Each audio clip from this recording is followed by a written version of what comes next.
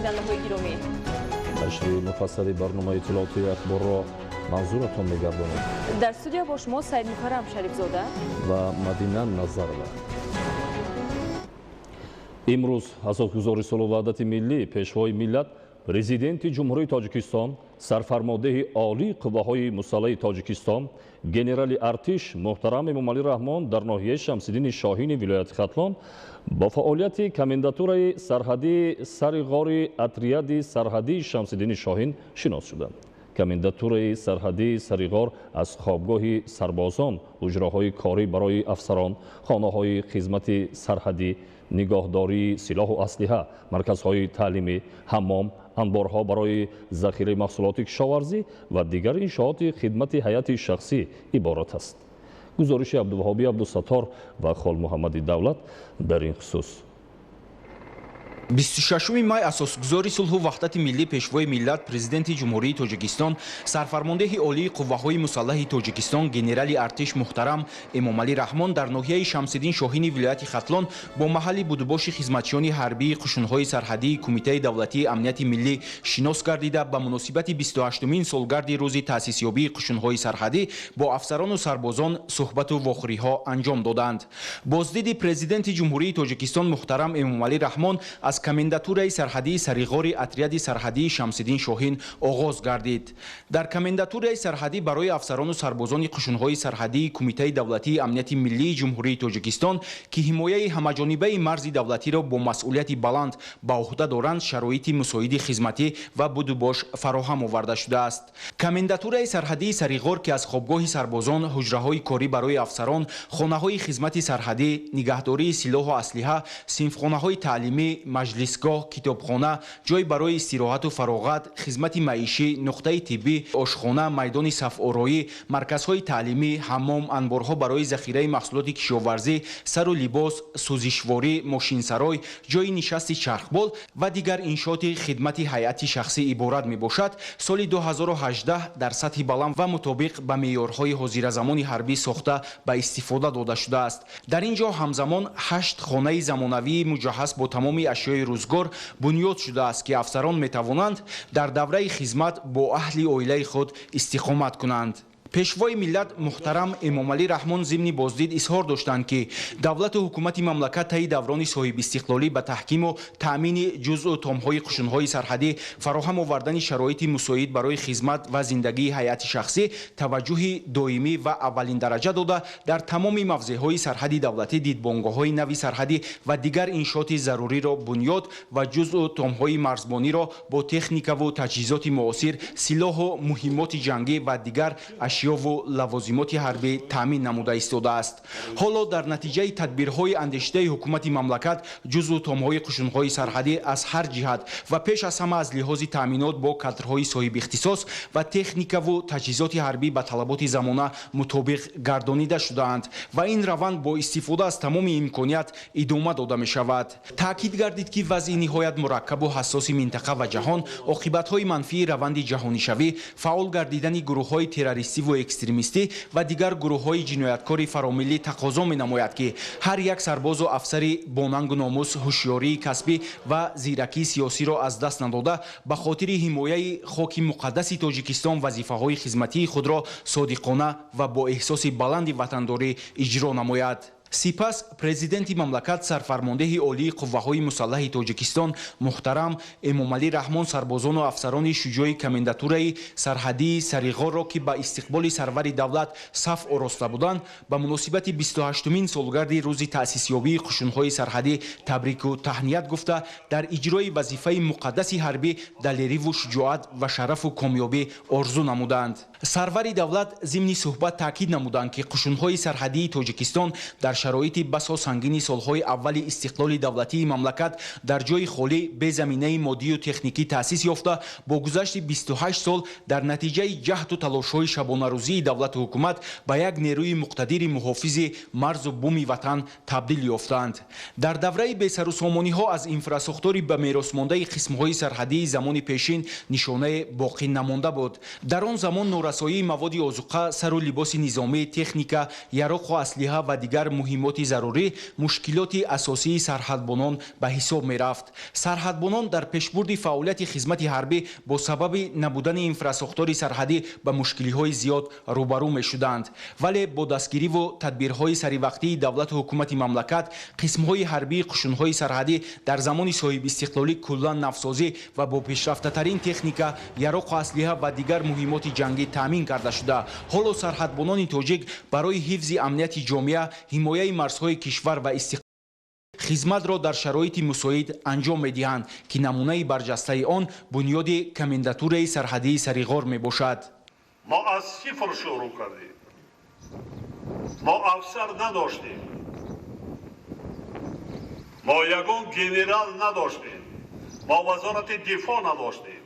ва имрӯз давлат барои шароити хуби ва беҳтарини хизмат, истиқомат ҳам барои афсарон, ҳам барои оилаи онҳо, ҳам барои сарбозон шароитҳои дараҷаи олиро муҳайё кардааст.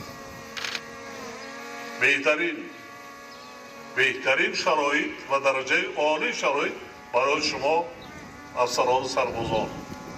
фақат содиқона хизмат карданамодан кор, ки дар ғафлат намонем. ҳушёр бошем, зирак бошем, омӯзем, якдигарро кӯмак кунем, дастгирӣ кунем. як чизи муҳимро фаромӯш накунед, ки қариб 10 миллион аҳолии мамлакат умеди зиёд аз шумо дорад ва ба шумо бовари комил дорад, ки амнияти онҳоро таъмин мекунед.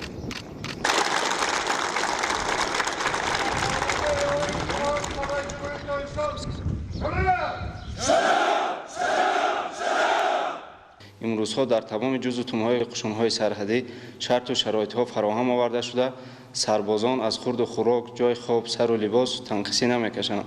муносибат байни сарбозон хуб буда, нисбати якдигар ҳамчун дӯст ва бародар рафтор менамоянд. Комендатураи сарҳадии Сариг'ор дар ҳайати худ 3 дидбонгоҳи сарҳадӣ, як батари дастгирии оташ, як вузуди ҳифз ва таъминот ва гурӯҳи махсуси разведкавӣ фаъолият мекунад.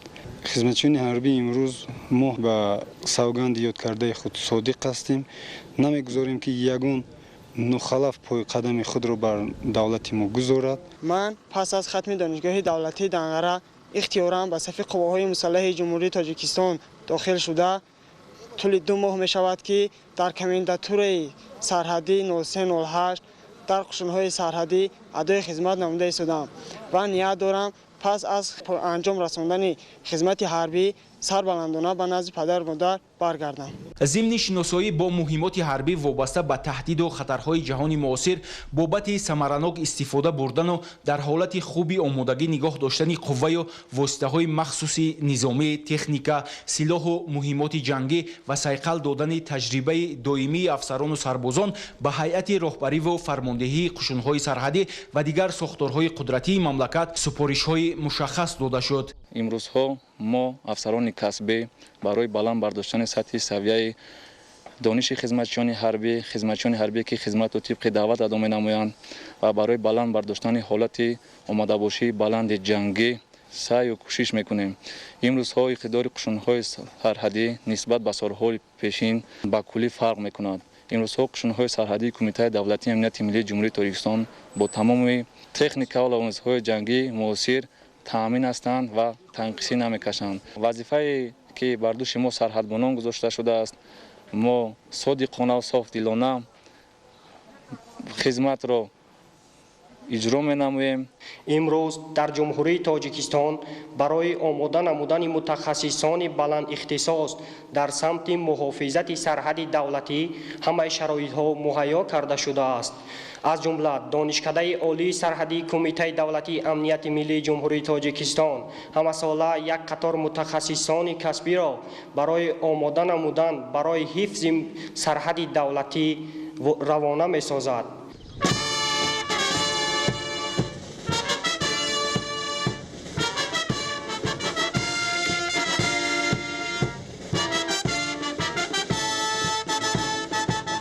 баъди боздид аз шароиту имконият сарвари давлат муҳтарам эмомалӣ раҳмон дар маҷмӯаи ёдгории сарбозону афсарон ки зимни ҳифзи сарҳади давлатӣ сина сипар намуда ҷони худро аз даст доданд бо нишони эҳтиром гулчанбар гузоштанд.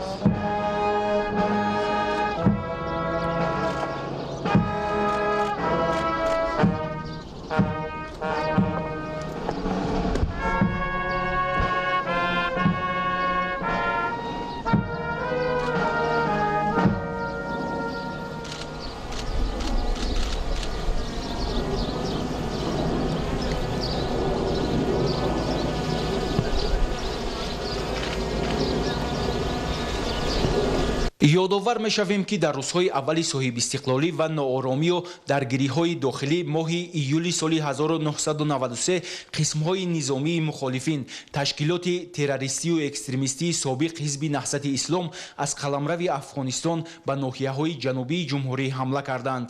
ҳангоми ҳуҷум намудани ташкилоти террористию экстремистии собиқ ҳизби наҳсати ислом ба дидбонгоҳи сарҳадии 12 тоҷикистону федератсияи русия 25 нафар сарҳадбони рус ба ҳалокат расид. Новобаста аз вазъи мураккаб ва нооромии сиёсии минтақаи сарҳадӣ сарвари давлат муҳтарам Эмомалӣ Раҳмон ба маҳалли фоҷиа ташриф оварда бо сарбозон мулоқот анҷом доданд. Ташрифи роҳбари давлат рӯҳияи сарбозону афсарони дидбонгоҳи низомиро баҳри ҳимояи марзи давлатӣ қавӣ гардонд. 24 майи соли 1994 дар замони муноқишаҳои мусаллаҳонаи дохилӣ сарвари давлат муҳтарам Эмомалӣ Раҳмон дар дидбонгоҳи сарҳадии Саригъор бо шароити будубоши хизматчиёни ҳарбӣ шинос шуда дар назди маҷмӯаи ёдгории сарҳадбонон гулчанбар гузошта буданд. боиси таъкид аст ки дар даврони истиқлоли давлатии ҷумҳурии Тоҷикистон маҳз бо дастгирии бевоситаи сарфармондеҳи олии қувваҳои мусаллаҳ муҳтарам Эмомалӣ Раҳмон ва дар доираи навсозии артиши миллӣ дар тамоми қисму воҳидҳои қушунҳои сарҳадӣ барои афсарону аскарон пойгоҳҳои ҳозиразамони ҳарбӣ бунёд гардид. воқеан имрӯз қушунҳои сарҳадии кумитаи давлатии амнияти миллии ҷумҳурии Тоҷикистон ба як нерӯи бузурги ҷангӣ табдил ёфта сарҳадбонон қодиранд дастоварду манфиатҳои давлати соҳибистиқлоли Тоҷикистон ва ҳаёти осоиштаи мардумро ҳимоя ва таъмин намоянд. зимни сафари корӣ ба ноҳияи Шамсиддини Шоҳини вилояти Хатлон асосгузори сулҳу ваҳдати миллӣ пешвои миллат президенти ҷумҳурии Тоҷикистон сарфармондеҳи олии қувваҳои мусаллаҳи мамлакат генерали артиш муҳтарам Эмомалӣ Раҳмон ба отряди сарҳадии ёл ташриф оварданд. 26 май асосгузори сулҳу ваҳдати миллӣ пешвои миллат президенти ҷумҳурии Тоҷикистон сарфармондеҳи олии қувваҳои мусаллаҳи мамлакат генерали артиш муҳтарам Эмомалӣ Раҳмон дар ноҳияи Шамсиддини Шоҳини вилояти Хатлон аз отряди сарҳадии ёл боздид ба амал оварданд. дар отряди сарҳадии ёл барои сарбозону афсарони қушунҳои сарҳадии кумитаи давлатии амнияти миллии ҷумҳурии Тоҷикистон ки бо масъулияти баланд далерию ҷасорат ва садоқату матонати мардонагӣ ҳифзу ҳимояи сарҳади давлатиро бар дӯш доранд муосиртарин шароити хизмат ва будубош фароҳам оварда шудааст. иттилоъ дода шуд ки соли 1957 дар ноҳияи Шамсиддини Шоҳин дидбонгоҳи сарҳадии ёл бо мақсади ҳифзи сарҳади давлатӣ бо афзоиш додани ҳайати шахсӣ, техникӣ ва иншооти сохтмонӣ таъсис дода шуда фаъолияти он дар самти мубориза бар зидди қонуншиканиҳои сарҳадӣ, пешгирӣ аз гурӯҳҳои террористию нашаҷалоб равона гардида буд. соли 2022 бо дар назардошти афзоиши хатару таҳдидҳо аз ҷумла амалҳои террористию экстремистӣ ва фаъолгардии гурӯҳҳои муташаккили ҷиноятпеша дар минтақа ва ҷаҳон ҳайати отряди сарҳадии Шамсиддини Шоҳинро ба дидбонгоҳи ёл кӯчонида он ба отряди сарҳадии ёл табдил дода шуд. ҳамзамон отряди сарҳадии Шамсиддини Шоҳин ба комендатураи Шамсиддини Шоҳин табдил дода шуда дар заминаи таваҷҷӯҳи пайваста ва дастгирии бевоситаи сарфармондеҳи олии қувваҳои мусаллаҳи ҷумҳурии Тоҷикистон муҳтарам Эмомалӣ Раҳмон он бо ҳайати нав ва муосиртарин воситаҳои техникӣ бо мақсади ҳифзи сарҳади давлатӣ пурра таъмин карда мешавад. дар ҳудуди отряди сарҳадии ёл дар ноҳияи Шамсиддини Шоҳин барои сарбозону афсарон хобгоҳҳо, ҳуҷраҳои корӣ, хонаҳои хизмати сарҳадӣ, нигаҳдории силоҳу аслиҳа, синфхонаҳои таълимӣ, маҷлисгоҳ, کتابخانه، مکان استراحت و فراغت، خدمت معیشی، نقطه طبی، نقطه لباسشویی، آشخانه، میدان سفارایی، مشق، حمام، انبارها برای ذخیره مواد غذایی و سازشواره، ماشینسرای و دیگر انشاءات هیئت شخصی موجود می باشد. حکومت جمهوری تاجیکستان از روزهای اول به دست آوردن استقلالیت دولتی به مسئله تحکیم و تقویت زمینه‌های مادی و تکنیکی، تشکل دادن ساختار اداره‌کنی جز و تام‌های سرحدبانی، تربیه متخصصان و کادرهای بلند اختصاص، همزمان ساختمان و با استفاده دادن انشاءات نوی صاحبی توجه مخصوص روانه نموده امروز سربازان و افسران از هر جهت آب و تاب یافته قشون‌های سرحدی در تامین امنیت دولت و حیات آسایشته شهروندان سهم ارزشمند دارند. پرزیدنت جمهوری تاجیکستان سرفرمانده عالی قواهای مسلح مملکت محترم امامعلی رحمان پس از شناسایی با شرایط خدمت و بودوباش سربازان و افسران اتریاد سرحدی ایال در نزد هیئت شخصی با مناسبت 28مین سالگرد تأسیس یابی قشون‌های سرحدی کمیته دولتی امنیت ملی جمهوری تاجیکستان سخنرانی نمودند.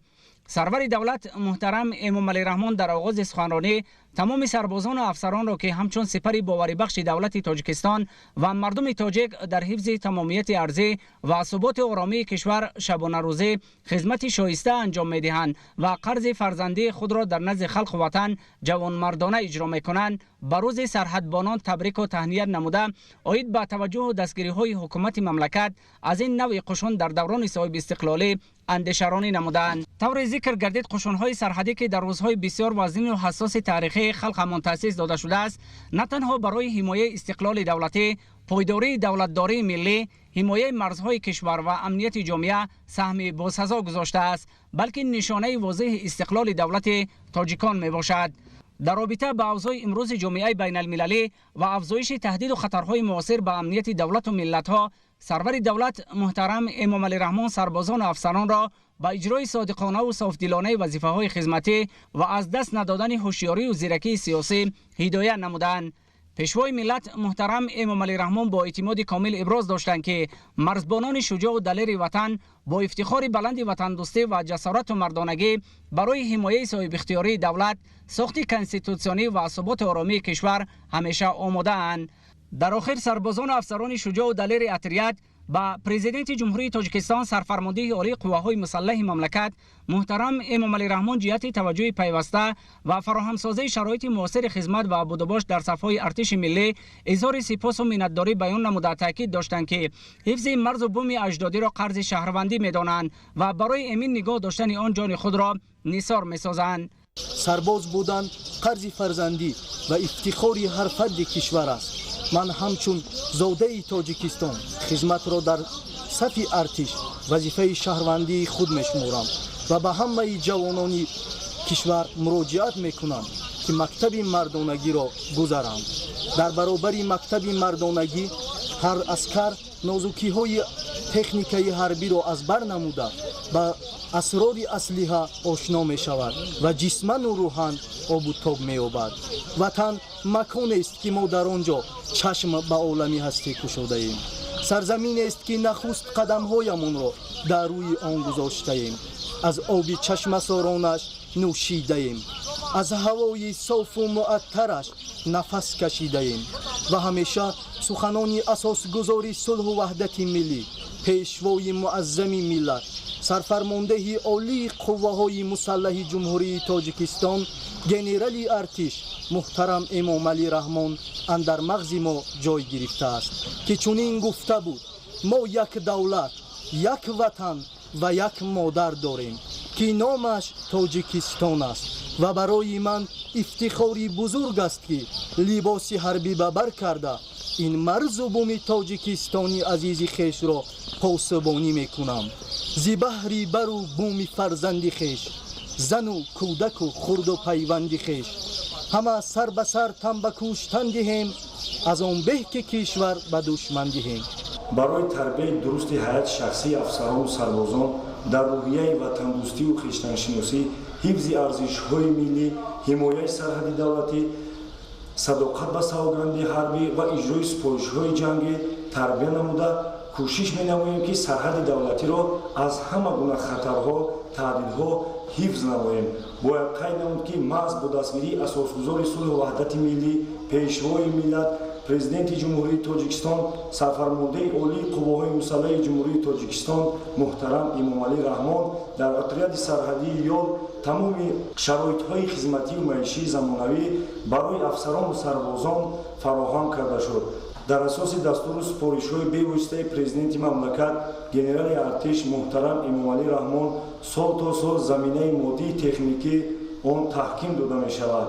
дар шароити имрӯзаи ҷомеаи ҷаҳонӣ мо афсарону сарбозон таъкидҳои сарфармондаи олии қувваҳои мусаллаҳи ҷумҳурии тоҷикистон муҳтарам эмомалӣ раҳмонро дастури ҳамешагии фаъолият қарор дода кӯшиш менамоем ки зиракии сиёсиро аз даст надода дар ҳама ҳолат зираку ҳушёр бошем ва ба халқу миллати худ содиқона хизмат намоем.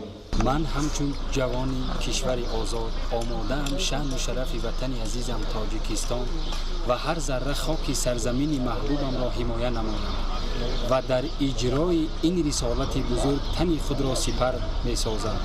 زیرا امانی و آسودگی مردم کشور برای ما سربازان قرض فرزندی است.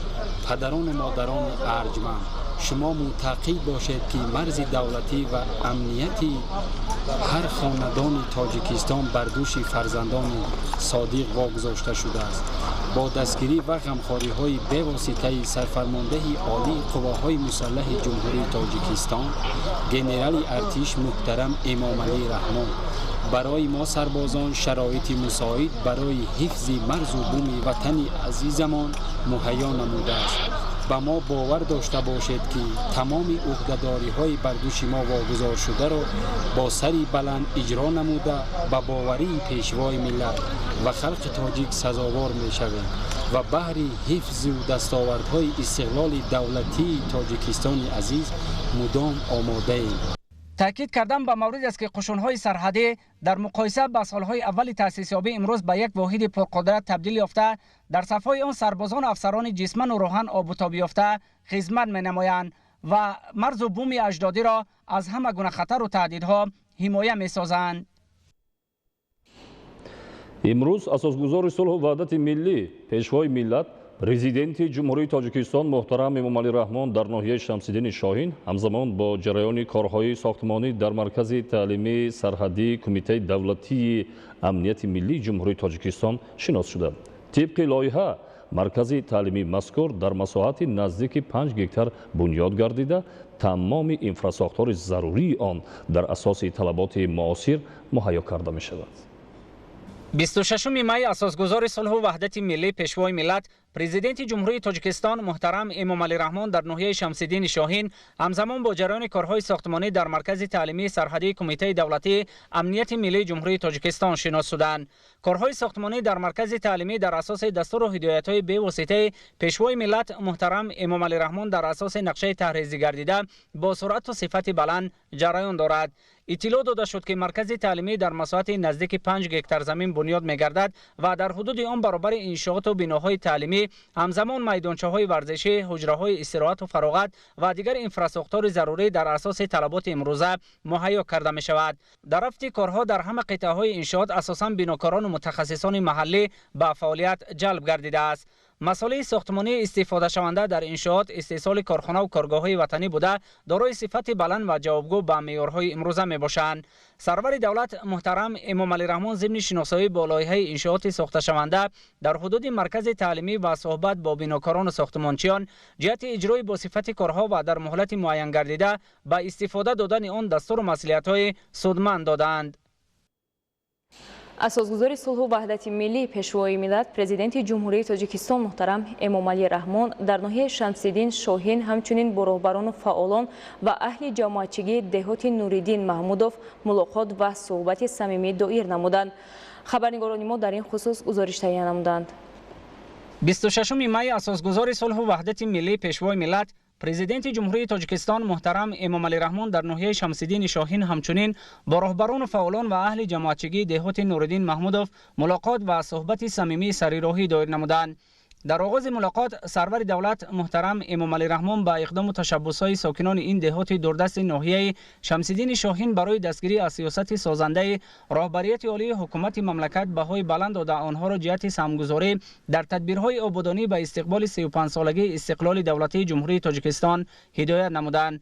با در نظر داشت اوضاع امروزه جامعه بین المللی تاکید گردید که با استفاده از شرایط و اقلیم موافق این منطقه ساکنان باید همساله میدان کشت زراعت گوناگون را زیاد نمایند و در تامین امنیت عضوقواری سهمگذار باشند. اطلاع داده شد که دهات نورالدین محمود فی ناحیه شمس‌الدین شاهین دارای نزدیک 7000 نفر اهالی بوده، در آن 713 خواجگی دهقانی فعالیت پرثمر دارد. سرور دولت محترم امام علی رحمان ضمن صحبت با ساکنان جهت استفاده مقصدناک هر یک وجب زمینی در اختیار داشته رشد کارتوشک پروری، زنبور عسل پروری، چارواداری، نهال پروری و با این راه افزایش دادن حجم استحصال محصولات خوشصفت و لذیذ و از جهت اکولوژی تازه وطنی به آنها دستور مسئولیت‌های سودمند دادند. اقلیم و آب و هوای این منطقه امکان می‌دهد که ساحه کشاورزی بیشتر رشد داده شود و ساکنان در بالا برداشتن اقتدار صادراتی مملکت هم سهم نظررس گذارند. استفاده پرثمر از گل گیاهای شفابخش در کوههای این موضع هم یکی از راه‌های موثر بهتر نمودن زندگی ساکنان دهات معنی داد کرده شد. پیشوای ملت محترم امام علی رحمان با نظرداشت امکانات وسیع دهات نورالدین محمود در سمت باغ پروری و افزایش دادن حجم استحصال میوه‌های خوش‌طعم وطنی به مسئولان ناحیه جهت دستگیری اقدام‌های ساکنان در سمت خشکانیدن و راه‌اندازی صادرات آن به کشورهای خارجی دور و نزدیک دستور و سپارش‌های مشخص دادند.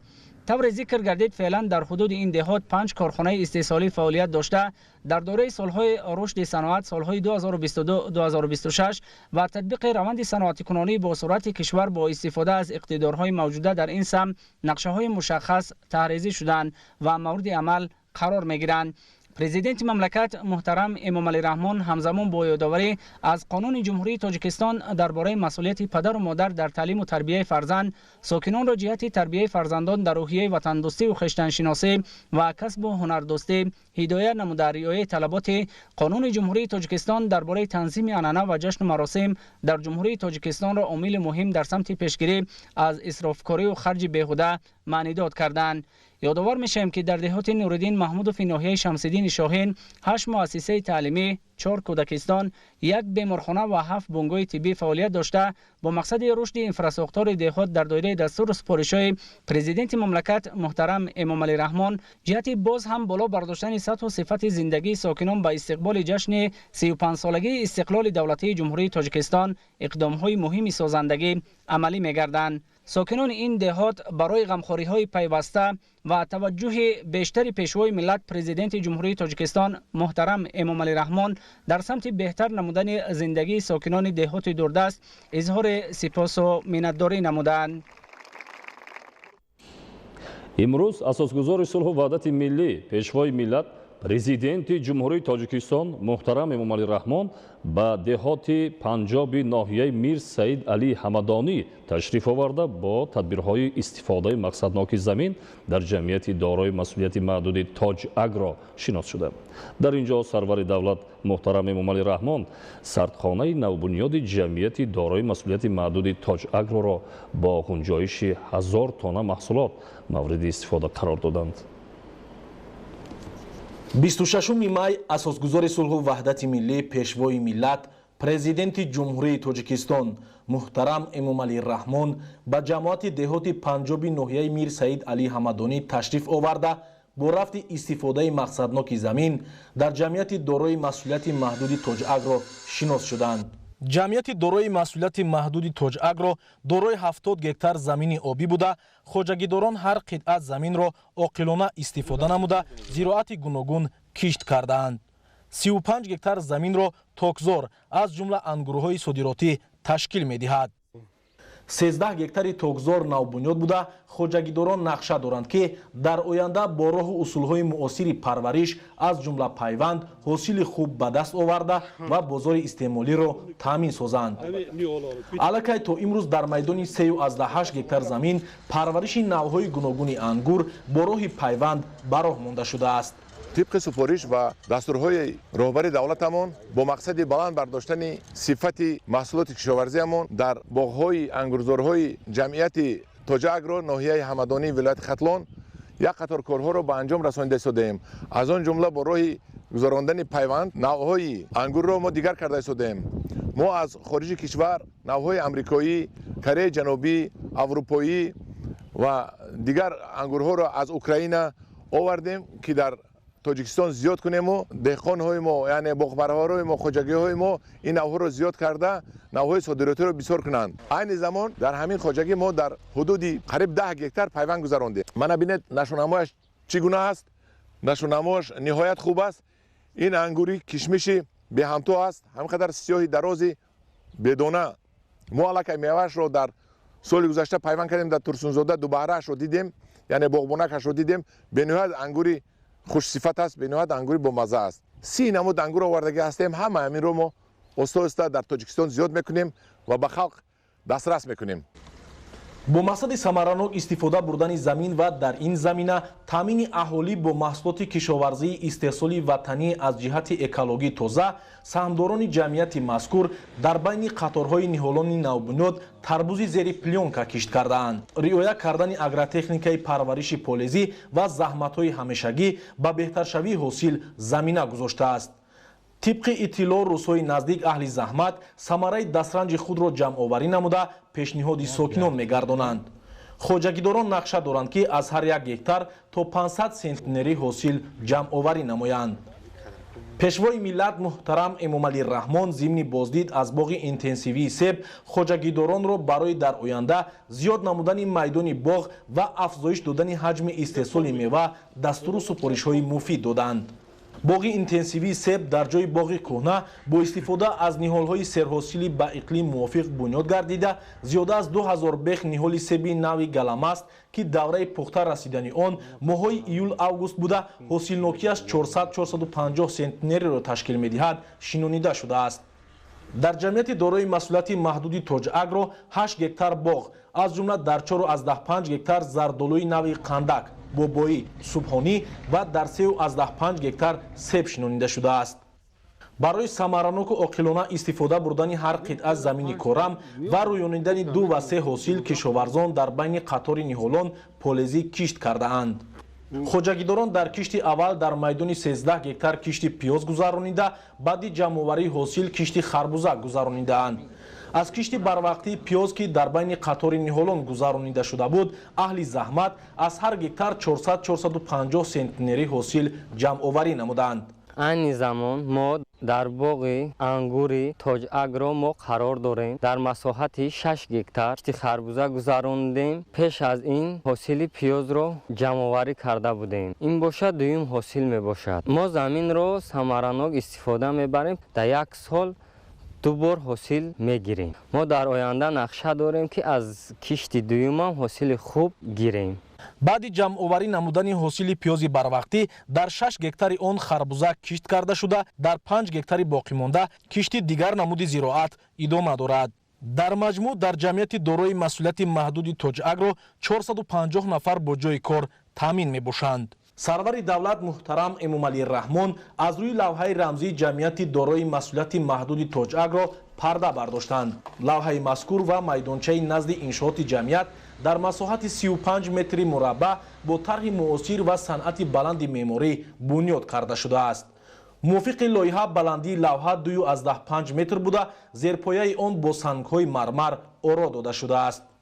با مقصد در عمل تطبیق نمودن هدف 4 استراتژی مملکت صنعت کنونی با سرعت کشور از جانب جمعیت دارای مسئولیت محدود توج اگرو کارگاه خوردی بندوبست عسل بنیاد گردیده است. انشاءات مذکور در دایره نقشه چاره‌بینی‌ها بخشیده به جشن 35 سالگی استقلال دولتی جمهوری تاجیکستان بنیاد یافته است. مساحت کارگاه 160 متر مربع بوده با تکنولوژی پیشرفته ترکیه مجهز گردانیده شده است. خطای نوی تکنولوژی امکان می‌دهد که در یک شبانه روز 2 تن عسل کارکرد کرده شود. عسل برای کارکرد اساساً از خواجگی‌های زنبورپروری ناحیه و دیگر شهر و ناحیه‌های مملکت وارد کرده شده در ظرف‌های گوناگون بندوبست کرده می‌شود. این امکانیت می‌دهد که عسل تازه طبیعی و از جهت اکولوژی تازه استحصال تاجیکستان در شکل معاصر بندوبست شده пешниҳоди харидорон гардонида шавад. дар коргоҳи навбунёд 10 нафар сокини маҳаллӣ бо ҷои кор таъмин гаштанд. در کارخانه کارکرد اصل کار میکنم. مینداری خودم را به پیشوای ملت محترم امام علی رحمان میرسونم. ما تا حال در خانه‌شی بودیم و جای کار نداشتیم. الان باشد که به جای کار خوب و معاش خوب شدیم. президенти мамлакат муҳтарам эмомалӣ раҳмон сардхонаи навбунёди ҷамъияти дорои масъулияти маҳдуди тоҷагроро бо ғунҷоиши 1000 тонна мавриди истифода қарор доданд. сардхона аз 8 ҳуҷраи нигоҳдории маҳсулот иборат буда бо сифати баланд ва муҷаҳҳаз бо технологияи нав бунёд гардидааст. ҳоло дар сардхона зардолу, помидор, пиёз ва картошка нигаҳдорӣ мешавад.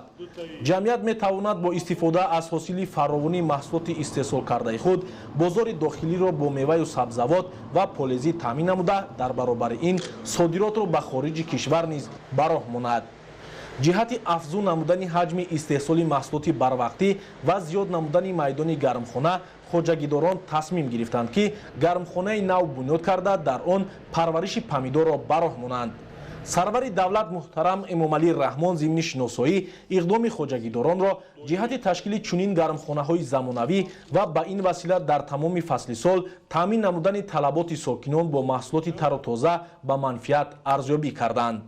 гармхонаи навбунёд 2 гектарро дар бар гирифта дар он асосан парвариши помидори навъҳои чери, питпарад аст ва кия ба роҳ монда шудааст. ин навъи помидорҳо асосан дар як сол дар 2 давр кишт карда мешавад. дар гармхонаи навбунёд обёрии тариқи қатрагӣ ба роҳ монда шуда технологияи парвариш бо истифода аз дастгоҳу таҷҳизоти замонавӣ идора карда мешавад. ин омил имконият медиҳад ки оби полезӣ самаранок истифода шуда ҳосилнокии замин низ баланд бардошта шавад. ин гармхонаро мо бо усули ҳозирзамони туркӣ сохтагием, хоб ки ба воситаи таҷҳизоти электронӣ бо системаи климат-контрол пайваст мебошад ки системаи гармидиҳӣ, обёрӣ, системаи таъмин кардани намнокии нисбиро ба воситаи худкор, яъне ки автоматикӣ таъмин менамояд. Масалан, дар рӯзҳое ки гармии берун аз ҳад зиёд аст, мақсад аз 25-30 дараҷа зиёд бошад, гармии дурун аллакай ба 40-50 дараҷа мерасад. барои ҳамин ба мақсаде ки ҳарорати дохили гармхона ба як тарзи муайян мунтазам риоя карда шавад, ба ҳамин хотир системаҳои вентилятсионӣ ва системаҳои обпошӣ ва системаҳои пардаҳо дар ин амал мекунад ки ҳама ин ба воситаи таҷҳизоти электронӣ ба кор дароварда мешавад. дар оянда мо ҳаракат дорем ки ҳозир гармхонаи банан сохтагием ки айни ҳол дар арафаи анҷомёбии корҳои техникии сохтмонӣ идома дода истодааст ва солҳои оянда мо парвариши бананро дар ин гармхонаҳо ба роҳ мемонем. аллакай ин таҷриба самараи хуб ба бор оварда ҳосили помидори дар гармхонаҳо парваришёбанда қонеъкунанда арзёбӣ мешавад. таъкид бояд шуд ки дар хоҷагӣ моҳи октябри соли 2021 дар майдони 1 гектар гармхона мавриди истифода қарор дода шуда буд. ҷамъияти мо дорои 3 гектар гармхонаҳои замонавӣ буда соли гузашта 1 гектари онро бо иштироки бевоситаи пешвои миллат президенти ҷумҳурии Тоҷикистон муҳтарам эмомалӣ раҳмон ба истифода дода шуд. айни ҳол дар гармхонаи 2 гектара қарор дорем ва дар як сол мо аз 1 гектар то 140 тонна помидор истеҳсол менамоем ва помидори истеҳсол намудаи мо ба бозорҳои дохилӣ ва хориҷи кишвар содирот мешавад. 3 навъи помидорро парвариш менамоем: навъи помидори сурх ва помидори гулобӣ ва помидори олича помидор ки чери мегӯянд парвариш менамоем. ҳосилнокӣ нисбати дигар гармхонаҳо зиёдтар мебошад ва мо кӯшиш менамоем ки то ҳадде дар таъмини амнияти озуқаворӣ саҳми худро бигузорем. аз гармхонаи мазкур кишоварзон бо роҳи дастрас намудани тухмии серҳосил ба маҳал мутобиқ ва риояи агротехникаи парваришу заҳматҳои шабонарӯзӣ 100 тонна помидор ҷамъоварӣ намуда пешниҳоди мизоҷон гардонидаанд. ба роҳ мондани парвариши помидор дар гармхона афзалияти бештар дошта омили муҳими даромаднокӣ ва дар тамоми фасли сол таъмин намудани бозори истеъмолӣ бо сабзавоти тару тозаи кишоварзӣ ба шумор меравад. пешвои миллат муҳтарам эмомалӣ раҳмон зимни шиносоӣ бо фаъолияти аҳли заҳмати ҷамъияти дорои масъулияти маҳдуди тоҷагро ба иқдоми шоистаи хоҷагидорон баҳои баланд дода онҳоро бо истифодаи мақсадноку оқилонаи замин рӯёнидани ҳосили фаровони маҳсулоти кишоварзӣ бахусус сабзавоти барвақтӣ ва таъмини бозори истеъмолию рушди соҳа ҳидоят намуданд. дар идома сарвари давлат муҳтарам эмомалӣ раҳмон аз намоишгоҳи маҳсулоти кишоварзӣ боздид ба амал оварданд. дар намоишгоҳ аз ҷониби заминистифодабарандагони ҷамъияти мазкур ва кишоварзони ноҳияи мир саид алӣ ҳамадонӣ номгӯи зиёди маҳсулоти кишоварзӣ аз ҷумла картошка, пиёз, сабзӣ, ғалладонагиҳо ва меваю сабзавот муаррифӣ карда шуд. кишоварзони ноҳияи мир саид алӣ ҳамадонӣ дар самти парвариши маҳсулоти кишоварзӣ таҷрибаи бой дошта бо маданияти баланди заминдорӣ ва истифодаи мақсадноки обу замин соҳаи кишоварзиро рушд бахшида самараи дастранҷи худро афзун намуданд. дар ноҳия то имрӯз 89028 тонна маҳсулоти кишоварзӣ ҷамъоварӣ карда шудааст. тибқи иттилоъ кишоварзони ноҳия дар майдони 13318 гектар зироати гуногун кишт кардаанд ки аз ин 5107 гектар ғалладонагӣ, 5900 гектар пахта, 255 гектар картошка, 800 гектар сабзавот, 510 гектар полезӣ, 330 гектар пиёз ва 90 гектар сабзиро ташкил медиҳад. деҳқонон баъди гирифтани ҳосили якум аллакай кишти такрорӣ гузаронидаанд ки аз мақсаднок истифода бурдани ҳар қитъа замини корам дар ноҳия дарак медиҳад. сарвари давлат муҳтарам эмомалӣ раҳмон пас аз шиносоӣ бо дастранҷи деҳқонон бо кишоварзон суҳбати озоду самимӣ анҷом дода онҳоро ҷиҳати аз як замин гирифтани ду ва се ҳосил, истифодаи оқилонаву мақсаднокии замин ва дар навбати аввал таъмин намудани оилаи худ бо маҳсулоти кишоварзӣ, захираи кофии ғизо ва таъмини бозори истеъмолӣ дастуру супоришҳои судманд доданд.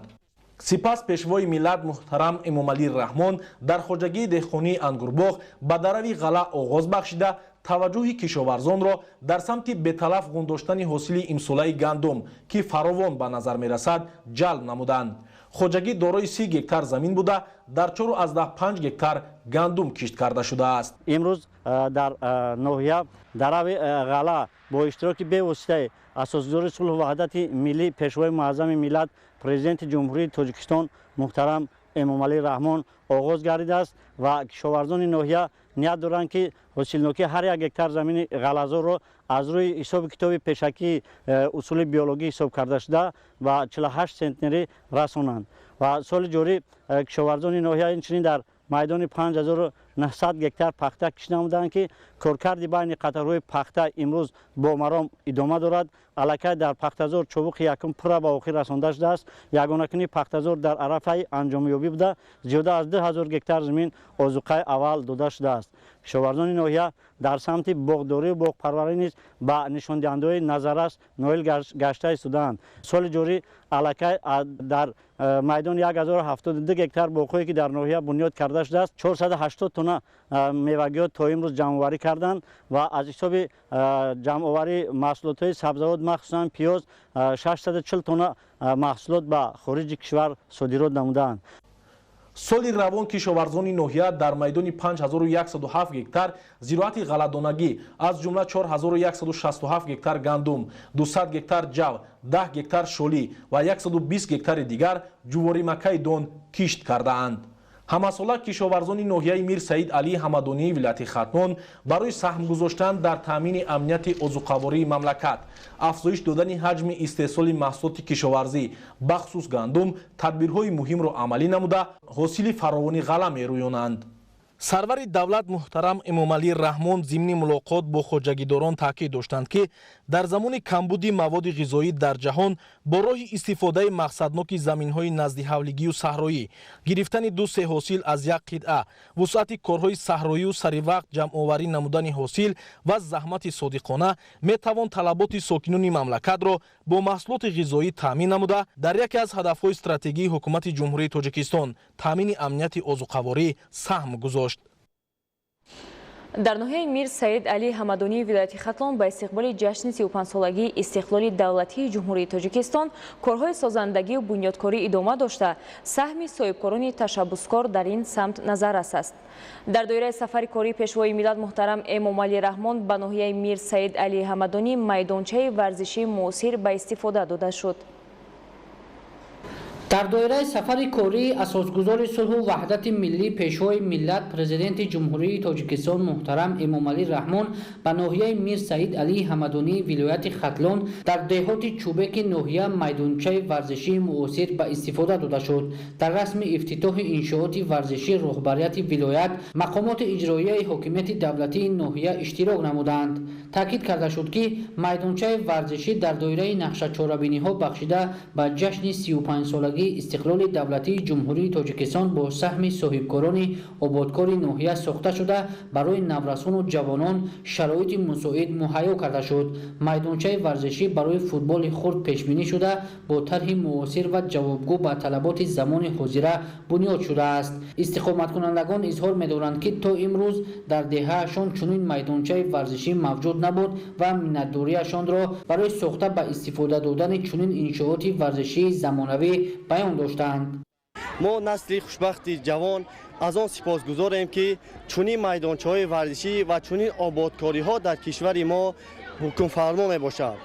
تا این وقت در دهه ما میدانچه ورزشی موجود نبود و امروز با دستگیری‌های صاحبکار وطنی در اینجا میدانچه ورزشی بنیاد گردید و منتداری خود را ما جوانان با صاحبکاران وطنی نیز می‌رسانیم که با دستور و سپارش‌های اساسگذار صلح و وحدت ملی پیشوای ملت آنها هم کمر همت بسته برای آبادی کشور خود سعی و کوشش می‌نمایند. نمایندگان مقامات اجرایی حکومت دولتی ولایت ختلان و ناحیه میر سعید علی حمدانی از شرایط مهیا گردیده دیدن نموده به صفت کارهای ساختمانی بهای بلند دادند. ساخته به استفاده دادن میدانچه ورزشی را در سمت جلب جوانان به ورزش و آب و تاب بدن مهم و منفعتدار عنوان کردند. پس از ساخته به استفاده دادن میدانچه ورزشی نورسان و جوانان امکان پیدا کردند که وقت خالگی خود را ثمرانک استفاده برده بیشتر به ورزش مشغول شوند. گفتند به مورد است که از جانب حکومت جمهوری تاجیکستان به رشد ورزش و جلب نمودن نورسان به تشکل طرز حیات سالم تدبیرهای مهم عملی کرده می شود. مورد ذکر است که در ناحیه میر سعید علی حمدانی دختران نیز به نمود رشد کرده ورزش یعنی فوتبال شوق و هوس بیشتر داشته اکنون همه روزه در میدانچه نوی ورزشی تمرین می‌نمایند. برنامه اخبار را ادامه می‌دهیم. نمایش فروشی کتاب‌های تازه نشر که از جانب نشریات ادیب در شهر و ناحیه‌های مملکت ادامه دارد، این نوبت در نزد بینای وزارت فرهنگ جمهوری تاجیکستان دایر گردید.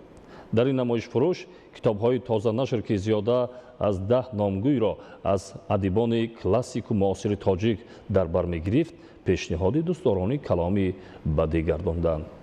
گزارشی بابا کلان امیرزاده و اهل‌دین کریم. در اقدام نمایش فروش کتاب‌های تازه‌نشر که از جانب نشریات ادیب در دایره آزمون جمهوری فروغ صوفی دانه کتاب است در شهر نوی مملکت ادامه دارد. این نوبت در نزد بینای وزارت فرهنگ جمهوری تاجیکستان دایر گردید. در این نمایش فروش کتاب‌های تازه‌نشر که زیاده از 10 نامگوی را در بر می‌گرفت، پیشنهاد دوستداران کلامی بدیع کرده شد. در نمایش فروش کتاب‌ها یک قطار کتاب‌های بدیعی تازه‌نشری نشریات ادیب به نمایش گذاشته شده است که این برای همه ما یعنی به نهایت مفید می‌باشد. من در اینجا اکثریت آموزگاران مؤسسه تحصیلات میانه عمومی شهر دوشنبه تشریف آوردند که هر یکی آنها از این کتاب‌های تازه نشر خریداری کرده ایستادند. من امروز باعث افتخارم هست که از همین نمایش فروش کتاب‌ها من یکی از کتاب‌های دوست داشته‌ترین خود را که شعله‌های یک گلخن نام دارد پیدا کردم. دوران سال صاحب استقلالی با دستگیری به واسطه رهبریت عالی دولت و حکومت جمهوری تاجیکستان در سمت رشد فرهنگ، مخصوصاً نشر ادبیات بدیعی، تدبیرهای ضروری عملی کرده می شود. کتاب‌هایی که در این سالها به نشر رسیدند، فرهنگ و تمدن و خودشناسی ملی را فرا گرفته، نسل جوان را به خودشناسی، احساس گرم وطنداری و روحیه آزادپرستی تربیت می‌نمایند. نشریات ادیب نیز در این سمت استثنا نبوده، توانست در این مدت کتاب‌های زیادی را از ادیبان کلاسیک و معاصر با دیزاین نو و زمانوی و در سطح و صفت اعلی بازنشر نماید. اعلان شدن آزمون جمهوری فروغ صوفی دانه کتاب است نیز در تربیت نسل نورست و راه آوردن این قشر جامعه ба адабиёту фарҳанг нақши муассир мегузорад. Аз иқдоми мазкур нашриёти адиб низ ин амали фарҳангдӯстонаро пеш гирифта акси мазкурро роҳандозӣ намуд. имрӯз мардум бо шавқи беандоза ба ин намоишгоҳ ҳозир шуда адабиёти дӯстдоштаашонро харидорӣ намуданд. боиси ифтихору хурсандӣ аст ки мана имрӯз дар шаҳри душанбе чунин намоиши фурӯши китобҳои бадеиро баргузор карда истодаанд. Дар инҷа китобҳои бадеӣ ки ба мо лозим аст дастрас кардаанд, китобҳои бадеӣ ки барои хондану мутолиа кардан лозим аст аз инҷа омада дастрас карда. дар дори ин чорабинӣ ҳамчунин дар толори вазорати фарҳанги ҷумҳурии Тоҷикистон рӯнамои китобҳои тозанашри муассири нашриявии адиб ва адабиёти бачагона баргузор гардид. дар ҳамоиш 20 номгоҳи китобҳои бачагона ва 3 ҷилди силсила китобҳои 7 ахтар ва чанд китоби дигари адибони муосир рӯнамоӣ шуд ки бо маблағҳои буҷети давлатӣ дар дораи амалисозии барномаи давлатии рушди муассисаҳои табу нашр ва матбуот барои солҳои 2022-2026 тавассути муассисаи нашриявии адиб ба чоп расидан муаррифӣ карда шуд. тавре иттилоъ дода шуд 20 номгоҳи китобҳои бачагона бо теъдоди 22500 нусха ва 3 ҷилди силсила китобҳои 7 ахтар бо теъдоди 3000 нусха ва китобҳои дигари адибони муосир бо теъдоди 1700 нусха мебошад ки дар маҷмӯъ 27200 нусха китобро ташкил медиҳад. ҳамчунин мавриди зикр аст ки силсила китоби 7 ахтар бори аввал дар ҷумҳурӣ таҳти як силсилаи умумӣ ба нашр мерасад ва ин низ як падидаи тозаи адабӣ дар ҳаёти фарҳангии мо маҳсуб мешавад. бобокамол амизода, Аҳлиддини Карим, мақсади мақсад, Ахпур. идомаи ахбор. бо баргузор намудани чорабиниҳои гуногуни сатҳи байналмилалию ба ҳам овардани ҷомеаи ҷаҳон, пешниҳоди ташаббусҳо ва дар амал татбиқ намудани нишондодҳо, Тоҷикистон аз давлатҳои асосии татбиқкунандаи иқтисоди сабз ба ҳисоб меравад. Навршоҳи Азизулло гузориш медиҳад. барфу тирях дар иҳотаи табиати мафтункунанда аз манбаъҳои асосии ташаккулдиҳандаи об дар Тоҷикистон ба ҳисоб меравад. имрӯз Тоҷикистон бо истифодаи имкониятҳои табиӣ яке аз давлатҳои асосии татбиқкунандаи иқтисоди сабз дар сайёра дониста шудааст. ин шабу рӯз дар доманакӯҳҳо ва кӯҳҳои баланд оби мусафои барфу тирях агар аз як ҷониб хӯрамгардонандаи табиати нотакрор бошад, аз ҷониби дигар манбаи асосӣ барои равнақ додани соҳаи энергетика ва бахшҳои чорводорӣ, зироаткорӣ, боғдорӣ ва дигар самтҳо ба ҳисоб меравад. дар ин баробар имрӯз Тоҷикистон дар олам яке аз давлатҳои асосие эътироф шудааст ки дар самти ҳалли мушкилоти норасоии об, пешгирии хушксолию биёбоншавӣ ва дигаргуншавии иқлим нақши муҳим дорад.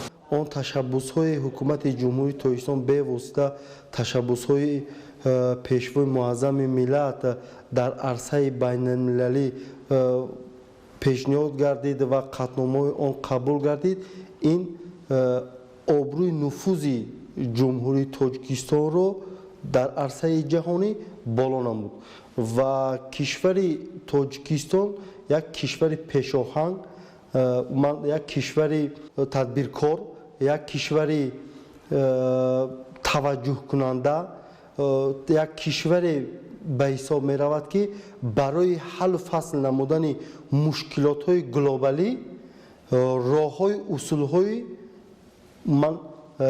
навро барои ҷомеаи ҷаҳонӣ пешниҳод намуд. таваҷҷӯҳ ва ҳушдорсозии ҷомеаи ҷаҳон аз ҷониби президенти ҷумҳурии Тоҷикистон пешвои миллат муҳтарам Эмомалӣ Раҳмон имкон фароҳам овард ки диққати ҳамагон ба мушкилоти вобаста ба об тақвият бахшида шавад ва ҷанбаҳои гуногуни ҳалли он ба рӯзномаи ҳадафҳои рушди устувор ворид гардад. зеро вақт собит намуд ки пешниҳодҳои ҷумҳурии Тоҷикистон барои ояндаи зиндагӣ бо саодати аҳолии сайёра муҳим аст. дар ҳамин доира бо ибтикори Тоҷикистон Созмони Милали Муттаҳид 8 қадномаро қабул кард ва Тоҷикистон чанд маротиба мезбони ҳамоишҳои сатҳи ҷаҳонӣ вобаста ба масъалаи об гардид. амалҳои мушаххаси дар доираи 10-солаи байналмилалии об барои рушди устувор солҳои 2018-2028 пешбинӣ шуда, ки аз ташаббуси ҷониби Тоҷикистон манша гирифтааст, барои зиндагии бо саодати ҷаҳониён нигаронида шудааст. ҳамзамон дар ин баробар президенти ҷумҳурии Тоҷикистон пешвои миллат муҳтарам Эмомалӣ Раҳмон пешниҳод карданд ки соли 2025 соли ҳифзи пиряхҳо эълон карда шавад.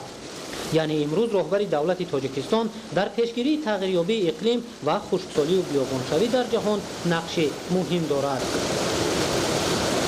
ҳанӯз аз солҳои 2000 ки аввалин ташаббуси ҳукумати ҷумҳурии тоҷикистон ин соли 2003 оид ба эълон намудани соли оби тоза буд.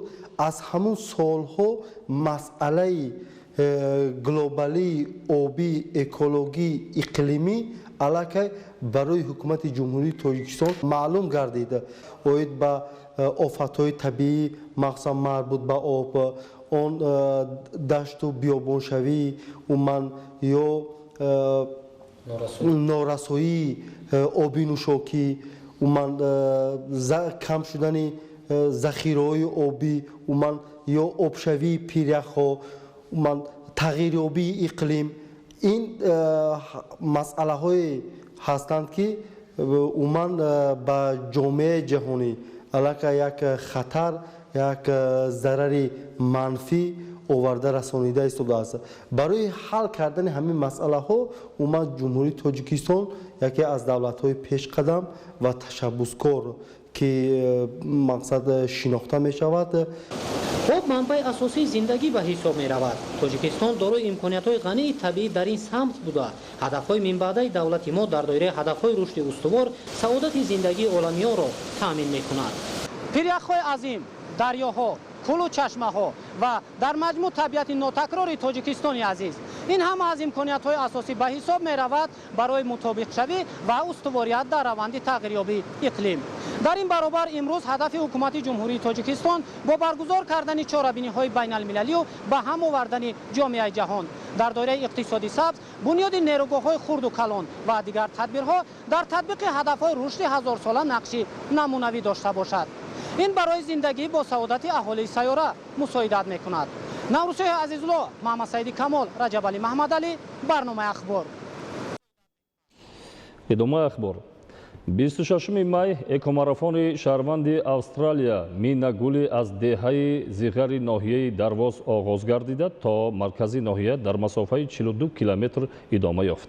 экомарафони Мина Гулӣ ба ифтихори 10-солаи байналмилалии амал об барои рушди устувор солҳои 2018-2028 анҷом дода мешавад. гузориши навбатӣ дар ин хусус. шаҳрванди австралия, варзишгар, соҳибкор, муассис ва директори генералии ташкилоти ташб дар тоҷикистон хонум Минагули силсила марафонҳоро ташкил намудааст ки дар доираи ин ба анҷоми марафони чорум дар ноҳияи Шамсиддин Шоҳини вилояти Хатлон нимаи дуюми рӯзи 22 май ба ноҳияи Дарвози вилояти Мухтори Кӯҳистони Бадахшон ташриф овард. хонум Минагули бо таваҷҷӯҳи хос аз табиати рӯҳафзову ҳаловатбахши ҷонҳои хаста дар соҳили руди кӯҳи яхчипоён сайругашт ва аксгириву наворбардорӣ ҷолибу хотирмон намуда машқи роҳпаймоиву давро ҳам дар соҳили руд анҷом доданд. субҳи 24 май хонум Минагули марафони панҷумро аз назди меҳмонхонаи яхчи миёнаи ҷамоати деҳоти нулванди ноҳияи Дарвоз ҷониби маркази ноҳия аз рӯи масофаи 42 километр идома бахшид. яқин аст ки Дарвоз дар риштаи тасвири ҷаҳонгардону мардумшиносон бо воқеият дар домани кӯҳҳо, қуллаҳои осмонбӯси бо рахи сафед, барфҳои доимии зиннат ёфта, табиати бикру зебои пурасрор, обшорони зулолу мусаффои нуқратобӣ, чашмасорон, набототу ҳайвоноти нодир, дараҳои танг, деҳоти ободу зебои дар домани кӯҳҳо воқеъ гашта чун нигини сеҳрангез як фазои осоишу оромӣ томи фароғатбахшро соҳиб буда дар як вақт манозири 4 фасли солро пеши назар ҷилвагар месозад. дар ин роҳпаймои 42 километраи хеш хонум Минагули бо роҳоиши лаззати хоси роҳпаймоӣ аз ҳавои дилнишину тозаи қамарбанду яхчӣ миёна баҳраманд гашт ва ҳангоми ҳаракат дар ин шоҳроҳи азиму беназири кӯҳии Кӯлоб, қалъаи Хум, аз сиёҳкӯҳи Девдара ки бо дасти пуреҷози тоҷику тоҷикистонӣ ба Гулдара табдили ном намудааст, бо ҳамроҳонаш дидан намуда лаҳзаи чанд аз ин манзараи зебову дилрабо наворбардорӣ намуданд. обшорону шаршараҳои кӯҳии мавзеи Овчк дар яхчисол боғи навбунёди анҷиру анор дар пешгоҳи шоҳроҳи Мошингард барои хонуми Минагули хеле ҳам ҷолибу назаррабо буд ки лаҳзаи чанд аз обшорони кӯҳию боғи нав бунёд гардида бо бардошти ҳаловат суҳбати самимие бо боғбони дашти пир анҷомид. дар деҳаи зигари деҳоти нулванд хонум Минагулиро сокинону мактабиёни деҳа хеле хуш истиқбол гирифтанд. роҳпаймои 42 километри хонум Минагули миёнҷои деҳаи Жак ва деҳаи нулванди шикайдараи дарвоз анҷом ёфт ва хонум бо ҳамроҳонаш роҳ ҷониби маркази ноҳия пеш гирифтанд. аҳли заҳмати корхонаи дузандагии меҳри модар дар қалъаи Хум хонум Минагулиро истиқбол намуданд. хонум Минагули бо шиносоӣ аз шароити кори бонувони дарвоз дар меҳмонхонаи Карон Плаза бо ҳамроҳонаш истироҳат намуда субҳи имрӯз роҳ ҷониби ноҳияи Ванҷи вилояти мухтори Кӯҳистони Бадахшон пеш гирифт. дар шаҳри Душанбе мулоқоти соҳибкорони Тоҷикистон Узбекистон доир гардид ки дар он намояндагони ширкатҳои истеҳсолии ду давлат доир ба рушди ҳамкориҳои минбаъда мубодилаи афкор намуданд. таъсиси корхонаҳои муштараки истеҳсолӣ ва дар ин замина фароҳам сохтани шароиту имконоти мусоид ҷиҳати мубодилаи маҳсулот аз масъалаҳои муҳими мулоқот буд. дар мулоқоти соҳибкорони Тоҷикистону Узбекистон дар иртибот ба рушди ҳамкориҳои гуногунҷанба мубодилаи афкор сурат гирифта дар заминаи шароити имконоти фароҳамгарда ҷиҳати таъсиси коргоҳу корхонаҳои муштараки истеҳсолӣ изҳори омодагӣ карданд. дар ин мулоқот намояндагони 13 ширкати истеҳсолӣ аз ҷумҳурии Ӯзбекистон иштирок намуда доир ба фазои сармоягузории фаъолияти соҳибкории истеҳсоли маҳсулоти рақобатпазирӣ ва талаботи замон ҷавобгӯ изҳори андеша намуданд. таъкид гардид ки солҳои охир дар заминаи ҳамкориҳои мутақобилан судманд мубодилаи молу маҳсулот байни ҷумҳурии Тоҷикистон ва ҷумҳурии Ӯзбекистон афзоиш ёфта барои рушди ҳамкориҳои минбаъда дар самти таъсиси корхонаҳои муштараки истеҳсолӣ заминаҳои боэътимод гузошта шудааст. бо татбиқи лоиҳаҳои сармоягузорӣ ва амалӣ намудани тадбирҳои муҳим имкон фароҳам мегардад ки корхонаҳои нави саноатӣ ба истифода дода шуда гардиши молу маҳсулот беш аз ҳар вақти дигар рӯ ба афзоиш ниҳад. фазои мусоиди сармоягузорӣ ва дастгирии соҳибкорӣ дар мамлакат ҷиҳати рушди бесобиқаи бахши хусусӣ мусоидат намуда ҳамкориҳои тиҷоратии соҳибкорон дар самтҳои гуногун равнақу ривоҷ меёбад.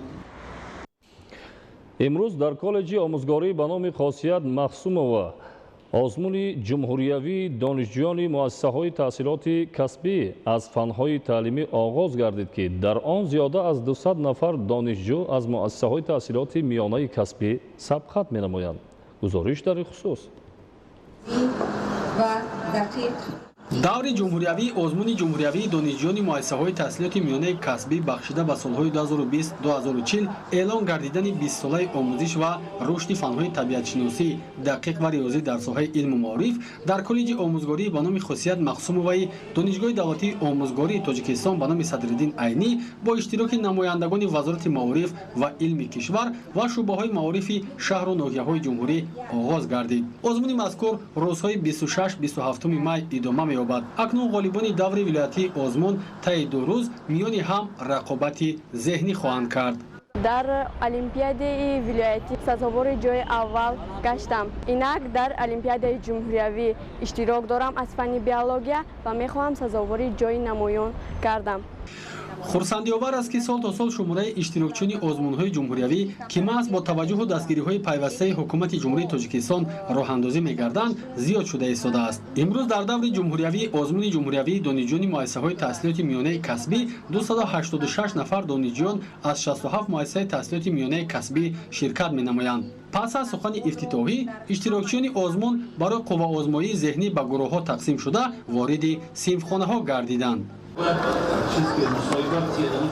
озмуни мазкур дар асоси талаботи маркази миллии тестӣ назди президенти ҷумҳурии Тоҷикистон аз рӯи фанҳои физика, химия, биология, математика ва информатика сурат гирифта саволҳои тариқи электронӣ дар ҷувздонҳои махсус ҷой карда шуда дар ҳузури иштирокчиёни озмун ва дигар меҳмонон аз ҷониби намояндаи вазорати маориф ва илми кишвар кушода ва тақсим карда шуд. озмун дар доираи назорати маркази миллии тестӣ назди президенти ҷумҳурии Тоҷикистон бо он шаблонҳо бо он билетҳо бо он саволномаҳое ки маркази миллии тестӣ омода кардааст ҷараён мегирад ва тамоми саволу ҷавобҳо тариқи электронӣ сурат мегиранд то ягон нафар то дар раванди баҳо додан ба дониши хонанда аз тамоми воситаҳои шаффофият истифода шавад. гуфтан ба маврид аст ки озмуни ҷумҳуриявии донишҷӯёни муассисаҳои таҳсилоти миёнаи касбӣ ҳамасола баргузор гардида аз миёни иштирокчиён беҳтаринҳо ғолиб меоянд. имсол барои дар сатҳи баланд баргузор гардидани даври ҷумҳуриявии озмун аз тарафи маъмурияти коллеҷ тамоми чораву тадбирҳои зарурӣ андешида шуда ҳамаи синфхонаҳо ба талаботи зарурӣ мутобиқ мебошанд. ҳамзамон ашёҳои зарурӣ барои иштирокчиён муҳайё гардида шаффофияти раванди озмун аз ҷониби омӯзгорони ботаҷриба таъмин карда мешавад. синфхонаҳое ки дар ин коллеҷ ҳастанд хело ба ман писанд омад, чунки шароитҳои хело муфид барои мо тайёр карданд. ҳамаи он таҷҳизотҳое ки мисол мо ба зарур аст тайёр карда шуданд. баргузории чунин озмунҳои ҷумҳуриявӣ аз ҳама ҷиҳат дар рушди малакаи зеҳнии насли ҷавон ва мустаҳкам гардидани риштаи дӯстӣ миёни онҳо мусоидат менамояд. тариқи ин озмунҳо наврасону ҷавонон метавонанд бештар ба китобхонӣ машғул гардида ба дӯст доштани китоб шавқи беандоза пайдо намоянд. аз ноҳияи дудаст омада дар ин ҷо дӯст пайдо кардем, мисол чандин нафаро катишинос шудем. хоҳиш дорем ки чунин гуна озмунҳоро зиёдтар гардонанд. ёдовар мешавем ки натиҷаи озмун ва қадршиносии ғолибон санаи 27 май дар коллеҷи омӯзгории ба номи Хосият Мақсумова сурат гирифта беҳтаринҳо муайян ва сазовори ҷой ва ҷоизаву тӯҳфаҳои хотиравӣ мегарданд. бинандаҳои гиромӣ, ин буд нашри муфассали барномаи тиловати ахбор. ба шумо зиндагии ободу осоиштаро таманно дорем. саломат бошед.